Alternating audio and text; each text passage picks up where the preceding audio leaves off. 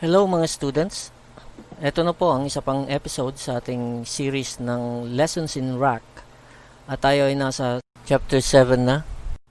Huwag po kayong bibitaw at agad nating sisimula ng pag-aaral pagkatapos ng ating maikling intro video.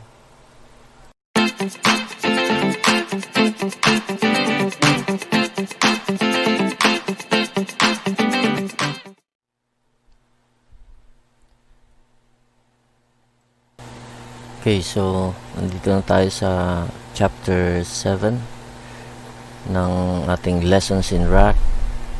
At ito may pamagat na condensers. So tungkol sa mga condensers ang pag-aaralan natin ngayon.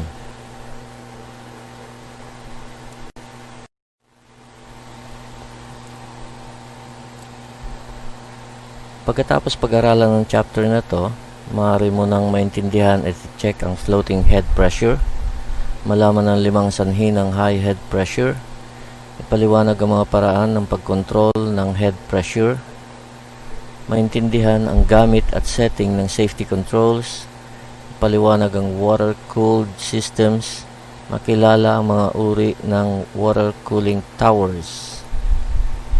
Okay.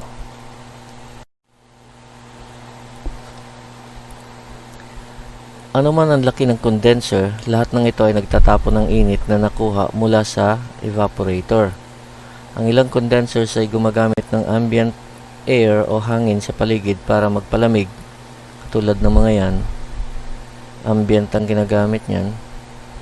Ang iba naman ay sa pamamagitan ng tubig. Para sa mga condensers na pinapalamig ng hangin, kinokompress ang refrigerant para abutin ang temperaturang mas mainit ng 30 degrees kaysa sa pumapasok na ambient air. Para naman sa mga pinapalamig ng tubig, ang temperatura ng refrigerant ay 20 degrees na mas mainit kaysa sa tubig na dumadaloy mula sa condenser. Ibig sabihin, mas marami natatangay na init kapag ka water cooled o gumagamit ng tubig ang isang system.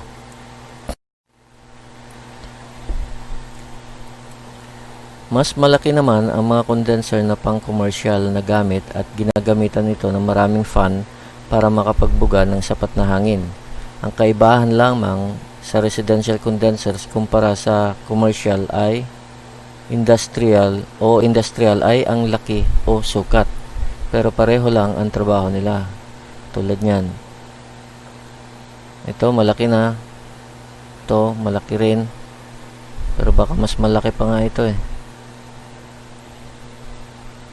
Ayan, so ganyan ano, dinadamihan na lang ng fan. Okay.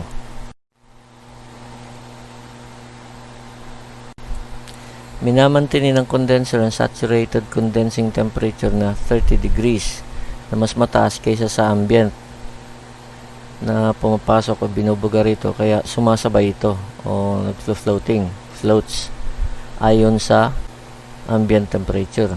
Ang ibig sabihin ng discharge head pressure ay ang saturation point ng refrigerant sa loob ng condenser.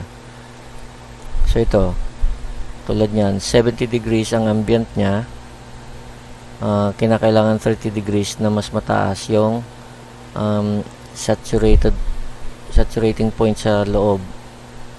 Kaya 70 plus 30 magiging 100 yan. So dapat 100 degrees Fahrenheit ang vapor na yan na papasok ano.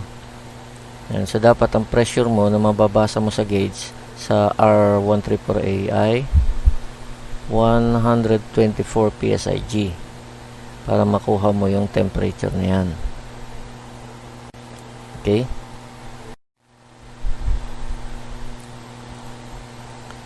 Kapag ang ambient ay 85 degrees, ang condenser saturation point ay magiging 115 degrees para mamantine ang 30 degrees na pagitan sa ambient. Sa R22, ang discharge pressure ay 243 psig. Yan, 85 plus 30 magiging 115. So 115 dapat ang temperature dito sa loob, kaya dapat ang mababasa mo sa gauge na yon, ang kulay pula, ay 243. Ayan. So ganun yun, laging 30 degrees.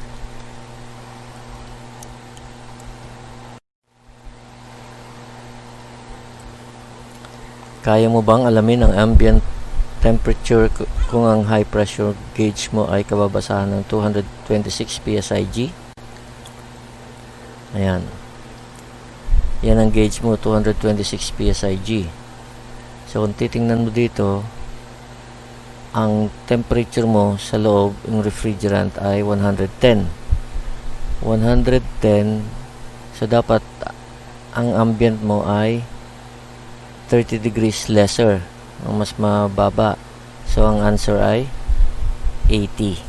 Yan. Ganun ano.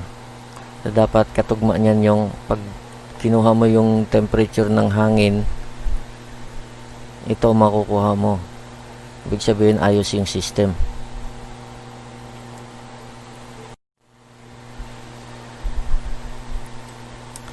Ano ang discharge pressure ng isang air conditioning system gamit ang R22 sa mainit na panahon kapag ang ambient ay 100 degrees Fahrenheit?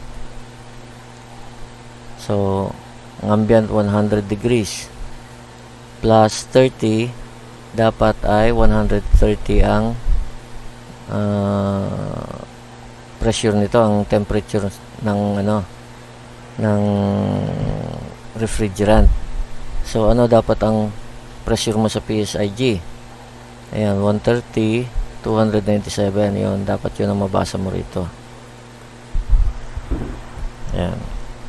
100 degrees Fahrenheit ay katumbas ng 38 degrees Celsius.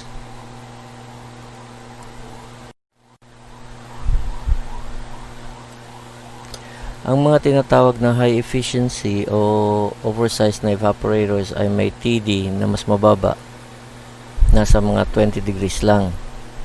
Kasi mas efficient yung tubig na ginagamit, kaya mas marami siya natatangay. Kaya 20 degrees lang ang TD niya, temperature difference. Ginagamit ito ng ilang systems.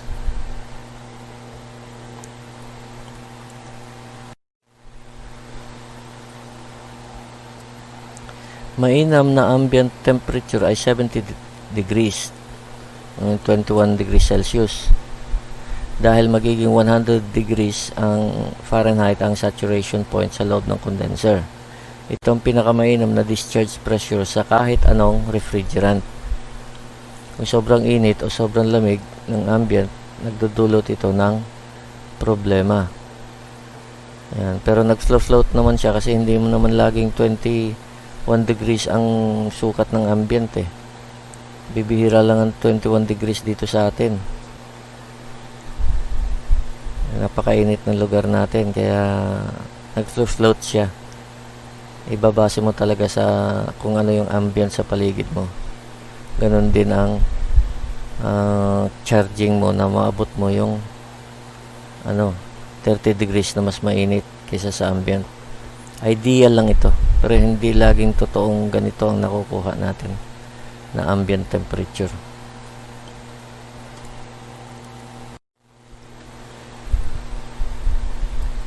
Nakadepende sa ambient temperature ang discharge pressure. Nagkakaproblema kung masyadong mainit o kaya masyadong malamig sa labas. Yan, pag masyadong malamig, hindi na rin siya makapagtapon ng init. Yan.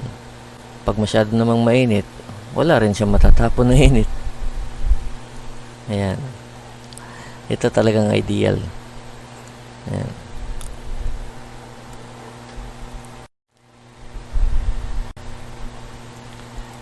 Ito ang 5 dahilan ng pagtaas ng head pressure o discharge pressure. Ayan. Yung madumi na condenser, dirty condenser, nag-overcharge o overcharging, sobrahan ng karga, hangin sa system, hindi na vacuum ng mainam o di kaya ay may singaw, lalong-lalo na sa suction side, kaya nakakahigop, no air or water movement. Yan, maaaring sunog yung fan o kaya yung water pump, kaya walang naibubugang hangin o walang dumadaloy na tubig. High suction pressure.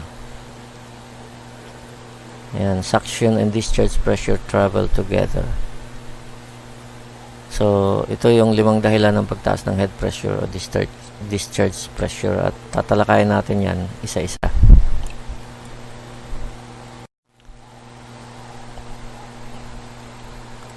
Una, nagdudulot ng mataas na discharge pressure ang maduming condenser dahil hindi makadaloy ang hangin, sa gayon ay hindi maitatapon ng init palayo sa condenser.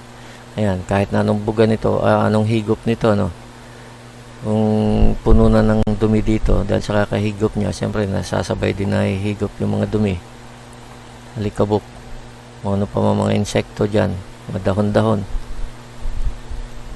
Ayan, wala na, hindi na rin makakapagtapon ng init, nag-high pressure siya.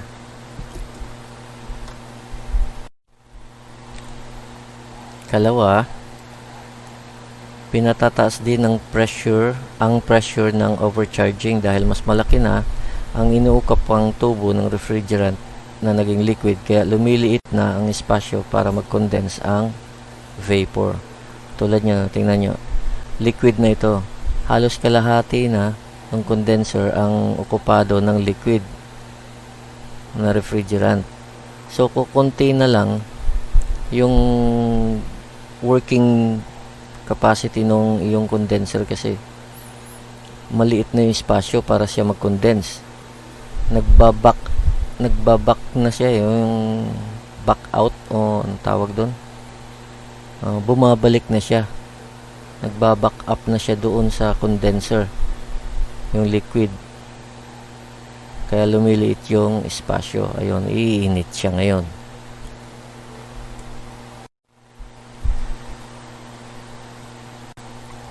Nakadesign ang mga refrigeration system na magtrabaho gamit ang isang uri lamang ng gas. Kung napasukan ito ng hangin mula sa paligid, tataas ang discharge pressure dahil maraming magkahalong gas ang hangin na nilalanghap natin at ilan dito ay hindi nako-compress, kaya hindi nagko-condense. Ayon sa ating natalakay na Dalton's Law of Gases, ng nakaraang mga lessons natin, nagdadagdag ang pressure ng bawat individual na gas, kaya tataas talaga ang pressure.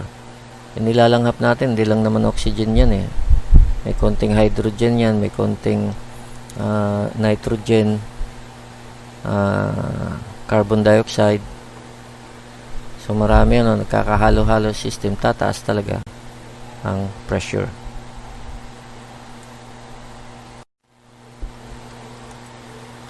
Kung sunog o sira ang motor, hindi makakadaloy ang hangin o kaya tubig kung water cooled, kaya hindi may tatapon ng init. Yan pa. Ayan kung sunog yan, iinit talaga kasi wala, hindi may tatapon eh. No movement eh. Ganon din kung sunog yung water pump mo sa water cooled na systems. Nagdudulot din ng mataas na discharge pressure ang mataas na suction pressure dahil kung ano ang pumasok, lalabas ito sa kabila ng mas pinarami, sa English amplified. Normal na nangyayari ito kung katatapos lang ng defrost cycle o kaya matagal na standby ang unit. Kung nagtatagal ang mataas na suction pressure, baka may sira na ang metering device. Yan. Pag pareho ng mataas yan at lagi na lang ganun, hindi na siya nagbabago, baka may sira na yung metering device mo. Ayan. Pero kung ito low, ito high, ito low, baka ito nang sira mo, compressor na, hindi na siya nakakapag-compress. Okay.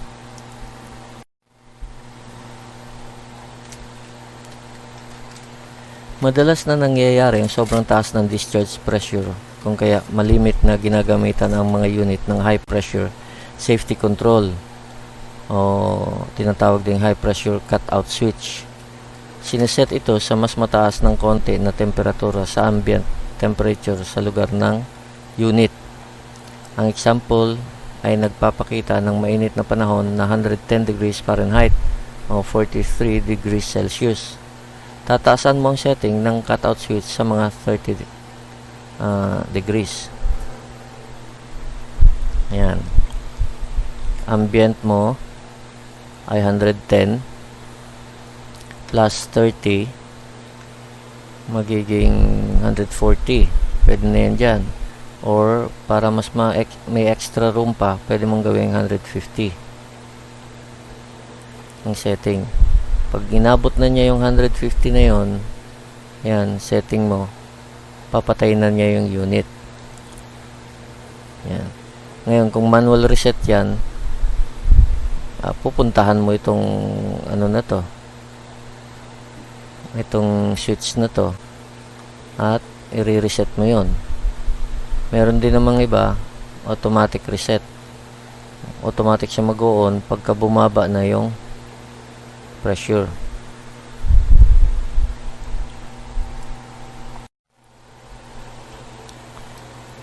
Kapag masyadong bumaba ang ambient, mas mababa pa sa 70 degrees Fahrenheit, nagiging sobrang malamig na para sa mainam na operasyon ng condenser, kaya ginagamitan na ito ng fan cycle control para mamantine ang init ng condenser. May mga iba pang paraan tulad ng automatic condenser dampers, sinasarahan ng condenser, o kaya ay bypass valves. Ayan. So, pag masyado ng mababang ambient, kinokontrol na itong fan. Pag bumaba na yung pressure, ayan, nakakabit siya sa pressure dito, no? Pag bumaba na yung pressure sa low side, sabihin lumamig na, ika-cut out na niya ito. Ayan, ika-cut out na niya. Pagkatapos, pagka uminit na naman siya, tumas naman yung ano niya, ayan, may cut in naman siya. Ayan, so gano'n na, patay sindi itong fan. Depende sa lamig na makukuha. Ang iba naman ay sa halip na itong kinokontrol, nakakahon ito pero bukas ito dito. Ibig sabihin selyado siya. Pagka malamig, may dampers na magsasara. Sasarahan itong daloy dito. Hindi na makakadaloy yung hangin. Yung iba namang system ay may bypass, tinatawag na bypass valves. Sa halip na pumunta pa rito yung vapor na mainit, dahil malamig ang panahon, magbabypass siya, lalaktaw, pupunta na siya direkta dito sa suction line, vapor to vapor. So dahil sobrang lamig nito, pagpasok nito, iinit siya ng konti dito. Maliit lang naman yung yung tubo ng bypass, para hindi masyadong marami yung papasok naman dito, iinit naman masyado yung compressor. Okay.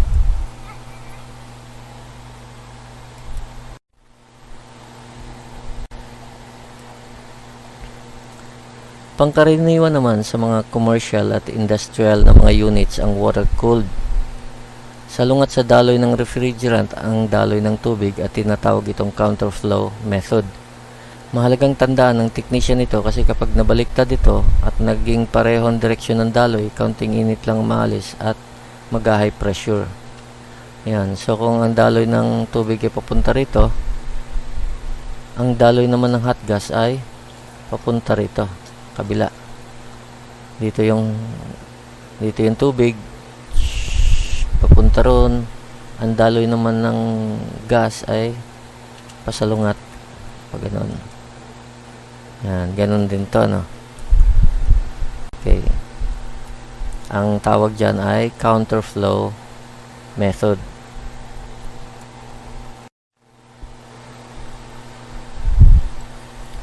Ang tube sa loob ng shell na water-cooled condenser ang marahil pinaka-popular. Gumagamit ito ng counterflow na prinsipyo at nagsisilbi rin itong liquid receiver. Kapag umaandar ang system, dapat na mas mainit ng 20 degrees ang head pressure kaysa sa lumalabas na tubig. Yan, sa mga chiller type, So, ganyan na yan. Meron na siyang, sisilbi na rin siyang receiver. Receiver kasi yun yung doon na nag-accumulate yung liquid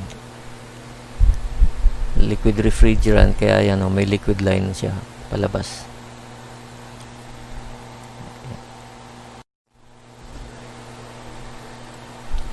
Ginagamitan ng water regulating valve para kontrolin ang daloy ng tubig ayon sa init ng condenser.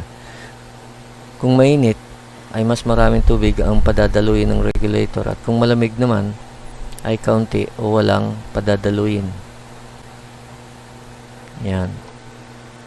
So parang yung sa fan, may regulator din yung daloy ng tubig, kung paano yung fan kinokontrol din pagka malamig ang panahon.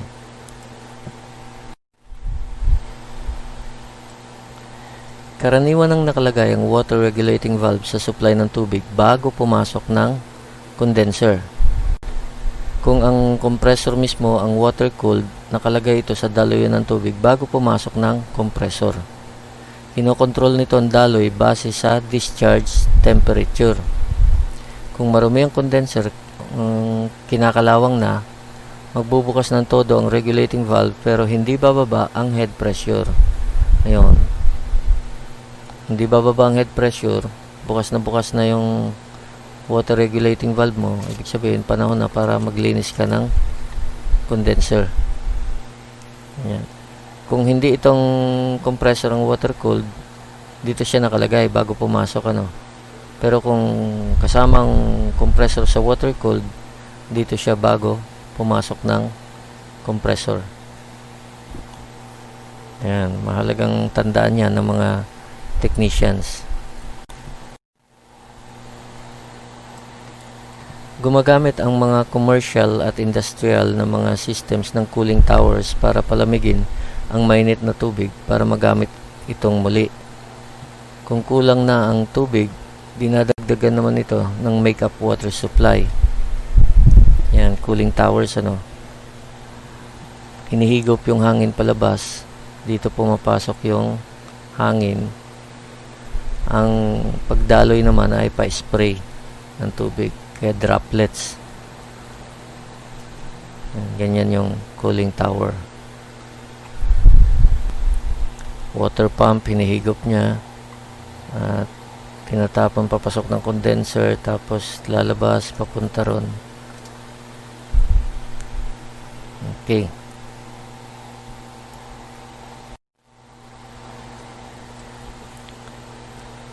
Ginagamit din ang prinsipyo ng counterflow sa loob ng cooling tower. Nagiging patak ang mga tubig sa tulong ng louvers, kaya mas madali itong mapalamig. Ang daloy naman ng hangin na pataas ay salungat sa bagsak ng patak, kaya mas epektibo ito. Karaniwan ng 10 degrees ang init na naalis ng cooling tower. Yan, bagsak ang tubig, ang hangin naman pataas. Counterflow principle din ang ginagamit sa cooling towers.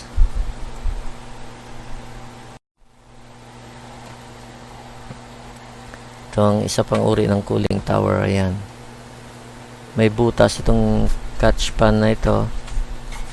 Pagkatapos dadaloy siya dito sa mga louvers na to. Ang hangin ay hinihigop ng fan, papasok dito. Ayan, so pababa, bagsak yung hangin, pataas naman yung tubig, pataas naman yung higop. Yan.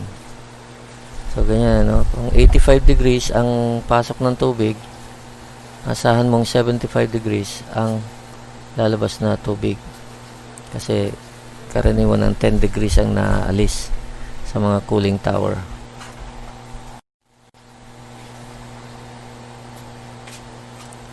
Ito naman ang sa ammonia. Nasa loob mismo ng cooling tower ang condenser dahil mas maraming init ang kinakailangang matanggal. Nagagamit ng condenser ang nag-evaporate na tubig na mas nakatatangay ng maraming init. Ayan, yung condenser nasa loob na ng cooling tower. Ayan, ganito ang condenser namin sa Saudi kasi ammonia yun. Ayan, pagka mainit ng panahon, tinutulungan na namin na pinubugahan na namin to ng tubig kasi nag-high pressure na. Ayan. So ganyan, ganun pa rin, patak ng tubig pababa, ang hangin naman pataas. Okay. Okay, so andito na tayo sa chapter test na tayo. Discharge pressure refers to the saturation point inside the... Ayan, sa susunod na slide, sasagutin to. Discharge pressure. Number 2, discharge pressure should be about blank degrees Fahrenheit above outdoor ambient. Number 3, what is the ideal ambient for air-cooled systems? Number 4, what device protects against excessive discharge pressure? Okay.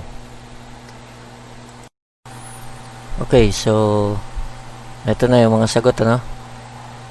Sa chapter test. Discharge pressure refers to the saturation point inside the... Ang sagot ay condenser. Okay. Number 2, discharge pressure should be about blank degrees Fahrenheit above outdoor ambient. Ano sagot? 30 degrees. Okay. What is the ideal ambient for air-cooled systems? Ano yung ideal ambient? 70 degrees Fahrenheit o 21 degrees Celsius, ano? What device protects against excessive discharge pressure? Sagot, high pressure safety control o yung high pressure cutout switch. Okay, so dito nagtatapos ang ating pag-aaral sa chapter 7. See you next lesson sa chapter 8.